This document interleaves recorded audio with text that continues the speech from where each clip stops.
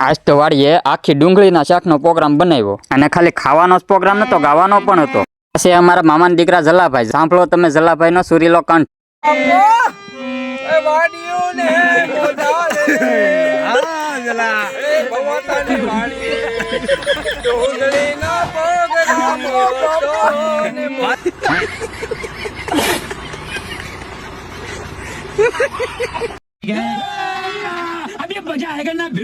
તો રામ રામ મિત્રો, આપણે આવી કડકડતી ટાઈટના નીકળી ગયા છીએ આખી ડુંગળીનું શાક ખાવા. અને વાડીએ પૂગીને પેલા તો ડુંગળી ફોલવાનું કામ લઈ લીધું. અને આ બે છે શાક બનાવવાના કારીગર. ઠેઠ આફ્રિકાથી બોલાવ્યા હતા આ બે કારીગરને ડુંગળીનું શાક બનાવવા.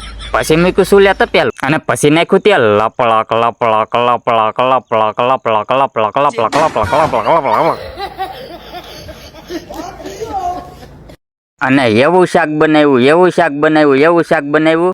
ઠેઠ સુરત વાઇસ વહી ગઈ અને સુરત વાળાના વિડીયો કોલ આવવા માંડ્યા કે અમારે ખાવું છે શાક.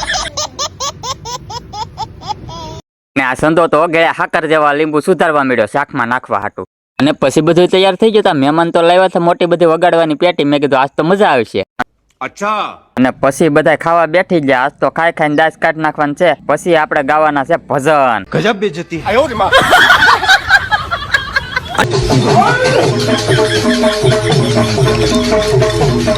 પછી ખાઈને કરવાની હતી મોજ. આને જો મૂળ કાંઈ નથી આવડતું તો પેટી લઈને બેસી ગયો. અને પછી બેહાડ્યા મારા મામાના દીકરા જલાભાઈ ને ભજન ગાવા. એકવાર તમે આ જલાભાઈ નો સુરીલો કંઠ સાંભળો.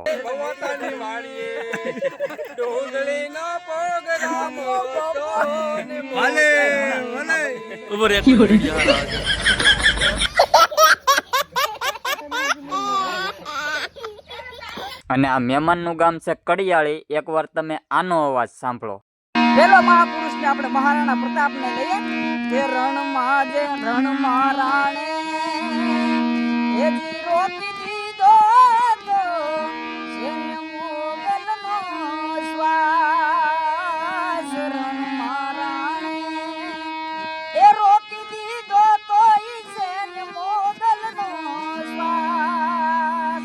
1 લાખની સારી ફોજ હતી અને માત્ર ને માત્ર ખાલી 20-25 હજાર જ જ્યારે એમ કહેવાય કે આરાવલીની ગાડીઓમાંથી ઘોડાની માથે સવાર થઈ અને એ પોતાની ભૂમિકાની રક્ષા માટે થઈને હાલ્યા હતા. એટલે એના માટે કીધું કે રણમાં રાણે